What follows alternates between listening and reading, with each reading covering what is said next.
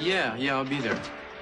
And Tony, listen, man, no hard feelings about what happened this morning. I know you're just doing your job. Yeah, all right, there. Bye. Hi. Hi. That was the DA again. He's asked me to be present when Ted and Christy are questioned. I thought you told him it was your day off. Yeah, I did, but I don't mind going in voluntarily to be there when he talks to Teddy.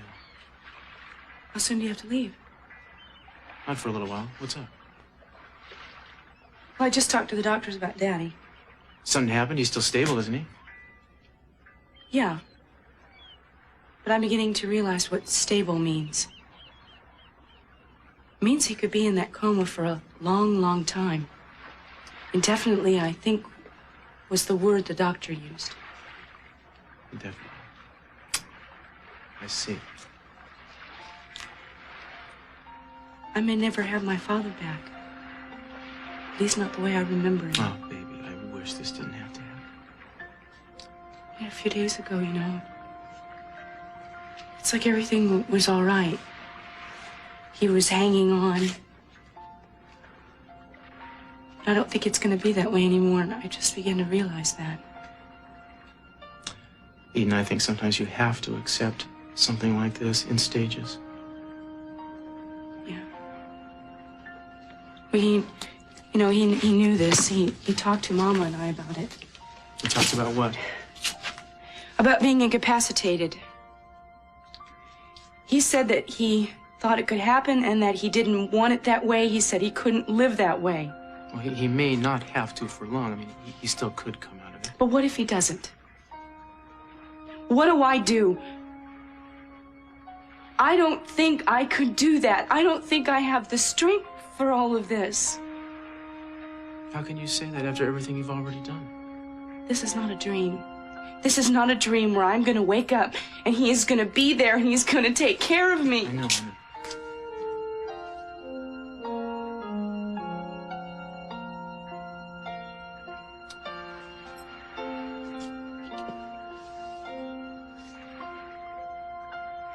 I'm sorry, babe.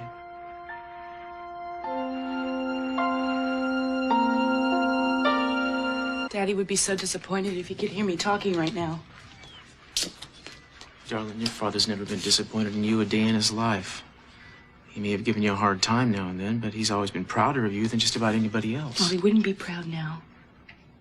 You think Cece thought this was going to be easy for you? You have to do what has to be done. That's how he feels.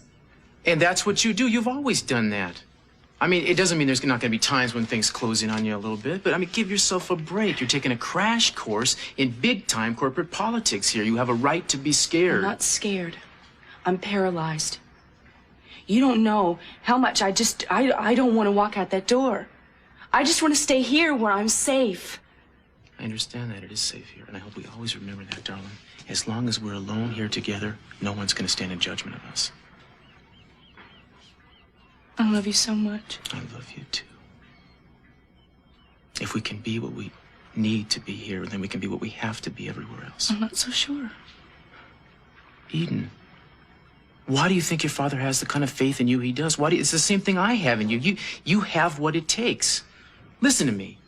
You can look any one of these big-time corporate fat cats right in the eye. He's going to know inside of 2 minutes that Cece Capwell's daughter's no pushover.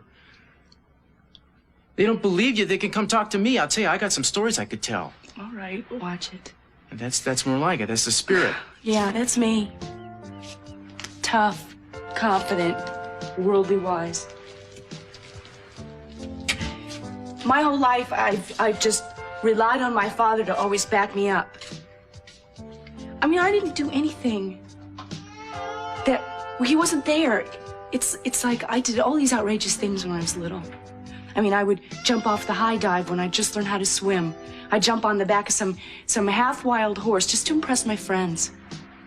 And they'd all be saying, Eden, you're crazy. Eden, that's stupid. And there was my father.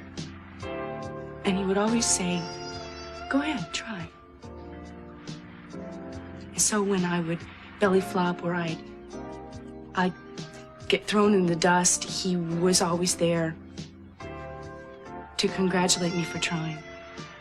It was as if he cushioned every fall, so I barely even felt it. Maybe I could start taking over in that department. You already have. It's just so unfair to you.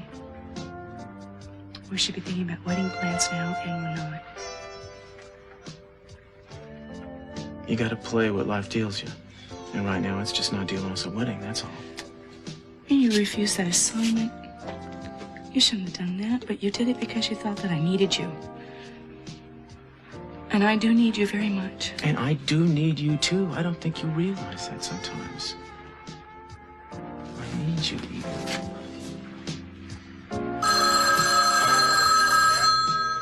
This is gonna be a long goodbye. I'm sorry. Hello? Just a minute. You're not here, right? Is it the hospital? She's resting right now. Could I take a message? Jack, listen, man. Seriously, she's exhausted. I just assumed have her call you. I gotta take it. Here she is. Jack? Yes, what is it? What's wrong? No, I see. Well, I thought he returned the papers to you. Yes, I understand. Okay, I'll be right there. I'm sorry. I've got to help him find these papers that take Gina, Brandon, and Mason out of the corporation. You gotta do that now? Yeah, he wants to announce to the public that we have a new leadership at Capital Enterprises, and we can't do that without the papers. I'm sorry. Oh, that's okay. Thank you. Thanks for giving me the strength to go out there and tackle all this again. All in a day's work, John.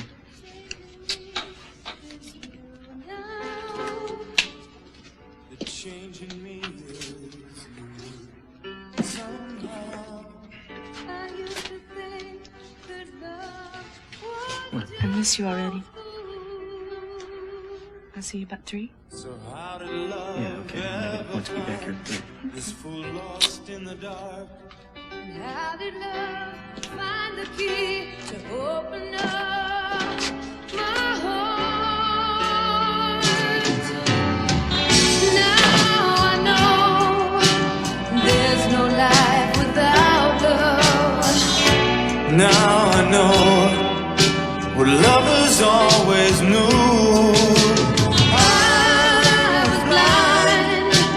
Till you came and changed my point of view.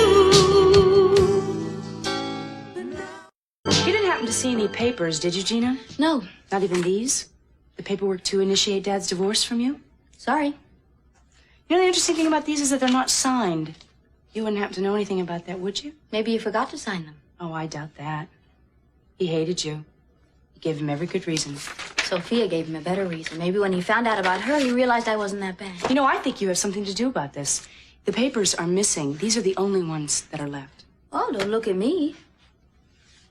You should have been thrown out of this house a long time ago.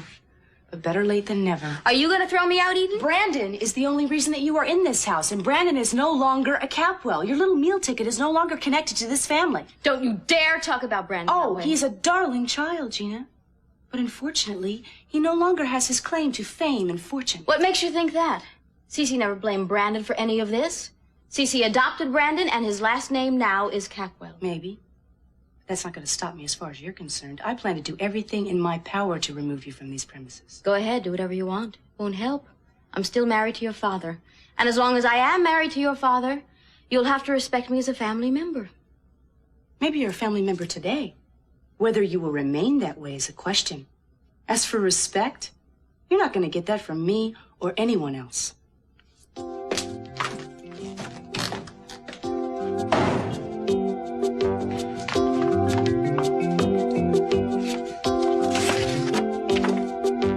I better get rid of these papers.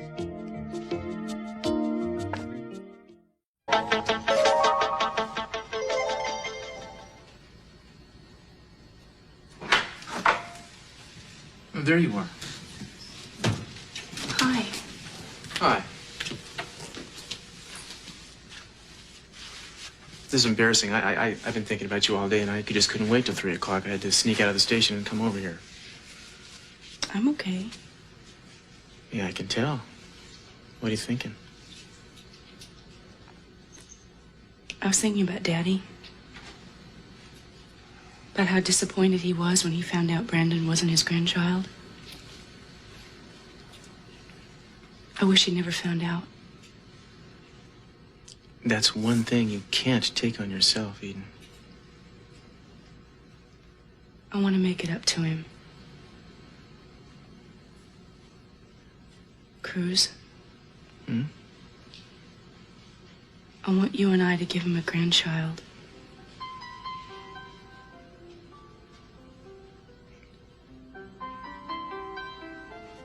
You mean that?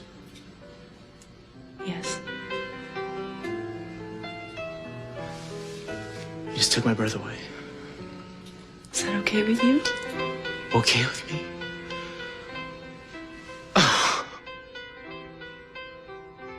I've been the one who's always wanted a passel of kids. How many's a passel? I don't know. We're gonna start right away, or you want to get married first? I want to get married first. Yeah. I don't know what to say. I love you, babe. I love you. Nothing in the world will make me prouder than having a baby with you. Well, when Daddy gets better, and he will get better, I believe that. when he gets better, I want you and I to sit before him. And I want to pat my fat belly and say, Daddy, Chris and I were giving you a grandson.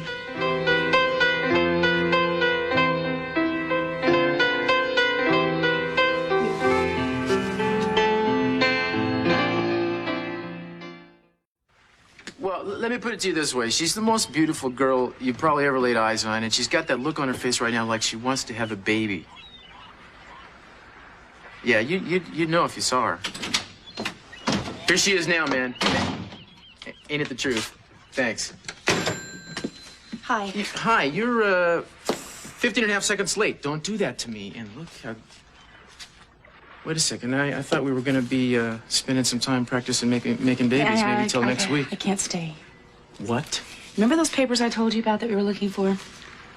Yeah, you didn't find them, huh? No, we didn't find them, but we have to keep looking for them. I assume we'll try to figure out what to do in the next 2 hours. Mm-hmm. Is there anything I can do to help? No, there's not. I think we're just going to have to hash this out on our own.